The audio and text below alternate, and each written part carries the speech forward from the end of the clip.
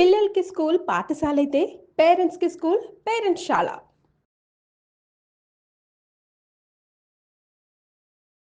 శ్రీమాత్రే నమః. శ్రీ గురుభ్యో నమః. ద్వాదశ రాశుల వారికి కూడా ఈ ఆగస్టు నెలలో శ్రావణ మాసంలో గ్రహ సంచారాన్ని బట్టి ఎలా ఉండబోతుంది, ఎలాంటి రెమెడీస్ తీసుకోవాలి, ఎలాంటి మంత్రపఠనం చేయాలి, అలాగే ముఖ్యంగా ఈ ద్వాదశ రాశుల వారికి సంబంధించినటువంటి వాటికి సంబంధించి ఏ ఏ యోగాలు ఉన్నాయటువంటి విషయాన్ని ఇప్పుడు మనం తెలుసుకుందాం. తదుపరి మీనరాశి వారికి సంబంధించి లగ్నాత్ శని గ్రహం యొక్క సంచారం అనేటువంటిది ఉంది. లగ్నంలో శని ఎప్పుడైనా సరే విపరీతమైన కష్టం చేయిస్తాడు, మంచి లాభం కూడా ఉంటుంది.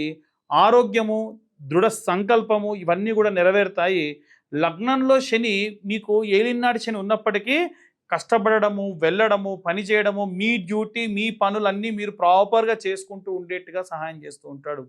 ఏలిన నాటి శని ఉన్నవారికి ఎవరికైతే ఇలా మీనంలో గనక శనిగ్రహం సంచరిస్తూ ఉంటే ఏలినాటి శని ప్రభావం ఉన్న అదేదో ఉంది కానీ నాకేం బాధ లేదు అనేటువంటి విధంగానే వాళ్ళు నడుస్తూ ఉంటారు.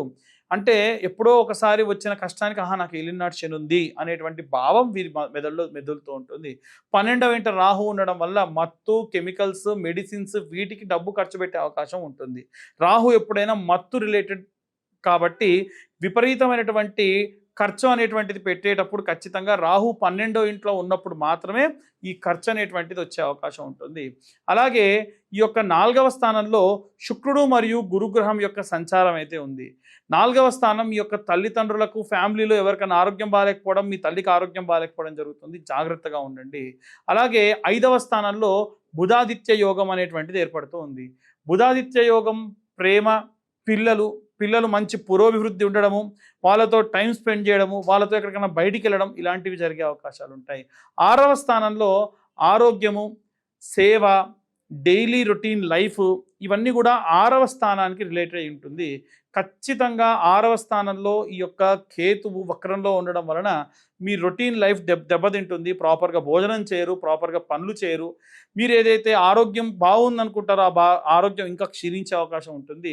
సప్తమంలో కుడి ఉండడం వల్ల అప్పటి వరకు సపోర్ట్ చేసే మీ బెటర్ హాఫ్ మీకు సపోర్ట్ చేయకుండా ఉండేటువంటి అవకాశం ఉంటుంది. ఎట్టి పరిస్థితుల్లో 7th హౌస్లో కుజుడు వక్రంలో ఉంటే ఇలాంటి ఇబ్బందులు క్వైట్ కామన్గా వస్తూ ఉంటాయి. ఇవన్నీ కూడా గోచార రీత్యా చెప్పేటువంటి విషయంలో మాత్రమే. పూర్తిగా మీ జాతకం విశ్లేషణగా కావాలనంటే మీ పేరు, date of birth, time, place కింద ఉన్న నెంబర్కి వాట్సాప్ చేయండి. 2025 రూపాయలు చెల్లిస్తే పూర్తి జాతకం మీ దాకా అందిస్తాం 60-70 పేజీల్లో. అలాగే ఈ నెల ఎవరైతే మన ఛానల్ సబ్స్క్రైబర్స్కి మాత్రమే ఈ యొక్క జాతకం చెప్పించుకుంటారో వారికి ఈ యొక్క జ్వాలాముఖి మాల ఉచితంగా ఇవ్వడం జరుగుతుంది. ఈ జ్వాలాముఖి మాల ఏలినాటి శని, అర్ధాష్టమ శని దోషం ఉన్నటువంటి వారికి, ముఖ్యంగా ఈ మీనరాశి వారికి బాగా ఉపయోగపడుతుంది. ఆసక్తి కలవారు ఈ యొక్క మాలను తీసుకోవచ్చు. అలాగే అన్ని వర్గాల వారు ఎలాంటి రెమెడీస్ తీసుకోవాలి, ఎలాంటి మంత్రపఠనం చేయాలనే విషయాన్ని ఇప్పుడు మనం తెలుసుకుందాం. చిన్నపిల్లలు, గృహిణులు, సినీ రాజకీయ రంగాల వారు, ఉద్యోగస్తులు, వ్యాపారస్తులు, అలాగే విదేశాలకు ప్రయాణం చేస్తున్న వాళ్ళు, సంతానం లేనివారు, అలాగే వివాహం కోసం ఎదురు చూస్తున్న వాళ్ళు, అలాగే ఎవరైతే డైవర్స్ విషయాల్లో ఇబ్బంది పడుతూ ఉన్న వాళ్ళు, వీరందరూ కూడా పాటించవలసినటువంటి నియమ నిబంధనలు. ఈ చెప్పేటువంటి రెమెడీ ఈ అన్ని వర్గాల వారికి వర్తిస్తుంది. ముఖ్యంగా ఉన్నటువంటి కాలమే రాహుకేతువుల మధ్యలో అన్ని గ్రహాలు చిక్కుకొని ఉన్నాయి. ఇది కాలసర్ప దోషం ఈ కాలానికి అని చెబుతూ ఉంటారు.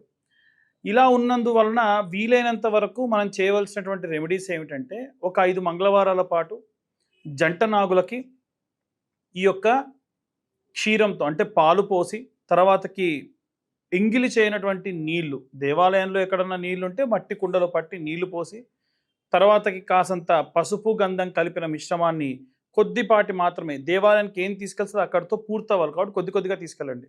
గంధము మరియు పసుపు కలిపిన దాంతో రాసి 21 బొట్లు పెట్టాలి. ఒక సర్పానికి 11, ఇంకో సర్పానికి 10 బొట్లు పెట్టాలి. ఆ తర్వాతకి కొత్త మట్టి ప్రమిద ఒక 2 తీసుకెళ్ళి కొంచెం ఒక 10 రూపాయల నెయ్యి, ఒక 3 ఒత్తులు వేసి వెలిగించి, ఒక 10 రూపాయల పూలు, 10 రూపాయల పండ్లు స్వామివారికి సమర్పించి, అంటే మీ శక్తి కొద్ది, ఇది అన్ని వర్గాల వాళ్ళు చేయాలి కాబట్టి మనం ఈ కొద్దిపాటి చేస్తే సరిపోతుందని చెప్పాము.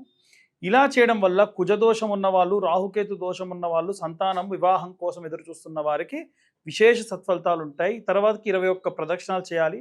ఆఖరి వారం మాత్రం ఖచ్చితంగా 3 ప్రదక్షిణాలు ఎక్కువ చేయాలి, 3 బొట్లు ఎక్కువ పెట్టాలి. దీంతో పాటుగా ఇప్పుడున్నటువంటి గోచార రీత్యా శుక్రుడు మరియు గురువు ఇద్దరు కలిసి ఉన్నారు.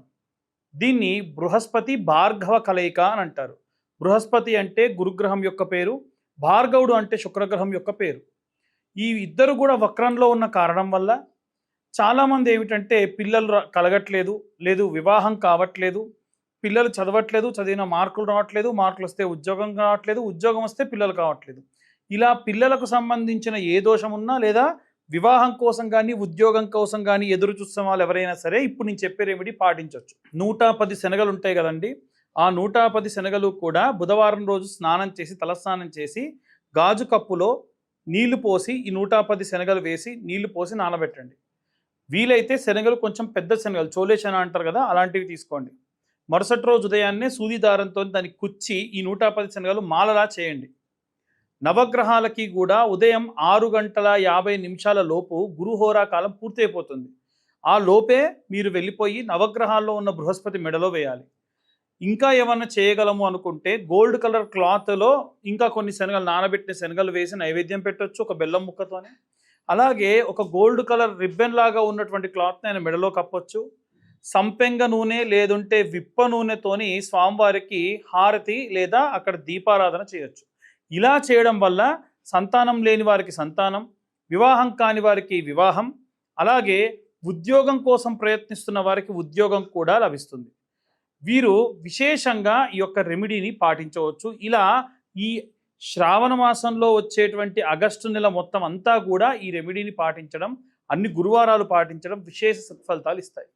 ఇంకొంతమంది భార్యాభర్తలు గొడవలతో చికాకుతోని విడిపోవడం, డైవర్స్ దాకా వెళ్ళిపోయిందన్నటువంటి బాధలో చాలామంది ఉన్నారు.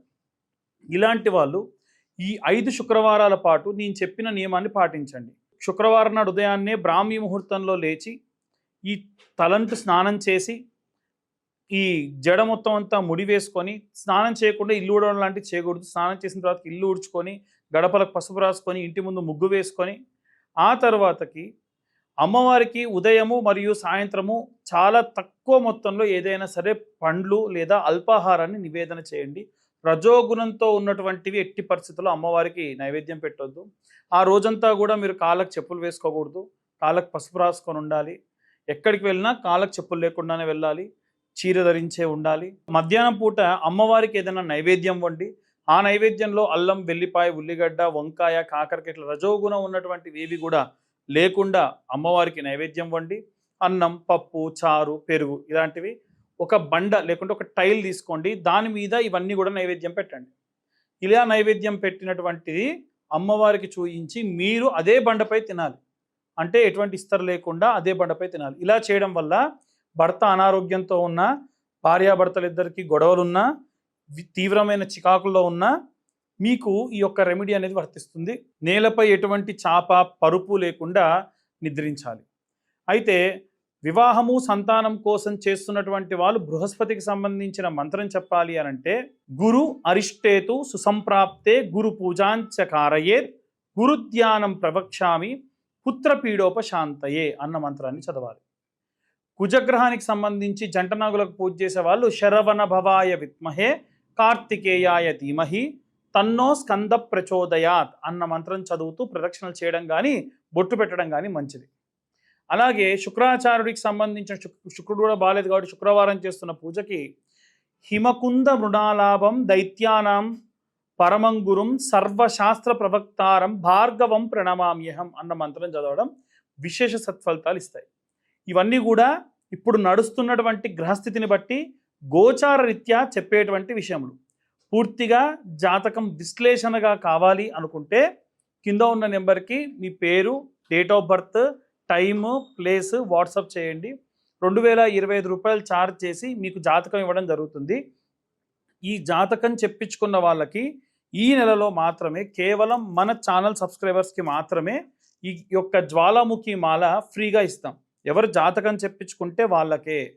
జాతకానికి కూడా 2025 రూపాయలు ఛార్జ్ చేస్తాము. ఇవి రుద్రాభిషేకంలో పెట్టినటువంటి మాలలు మాత్రమే మీ దాకా అందించడం కూడా జరుగుతుంది. ఆసక్తి కలవారు కింద ఉన్న నెంబర్ కాంటాక్ట్ చేయండి. అలాగే మా యొక్క వీడియో గనక ఇన్ఫర్మేటివ్గా ఉంటే ఇంకా కొంతమందికి షేర్ చేయండి. ఈ వీడియో మీకు నచ్చినట్టయితే లైక్ చేయండి. ఇప్పటి వరకు మీరు సబ్స్క్రైబ్ చేసుకోకపోతే సబ్స్క్రైబ్ చేసుకోండి. ఎందుకంటే మా ఛానల్ వాళ్ళ యొక్క పురోగతికి ఇంకా మీరు సహాయం చేసిన వాళ్ళు అవుతారు. సర్వే జనా సుఖినో భవంతు. స్వస్తి.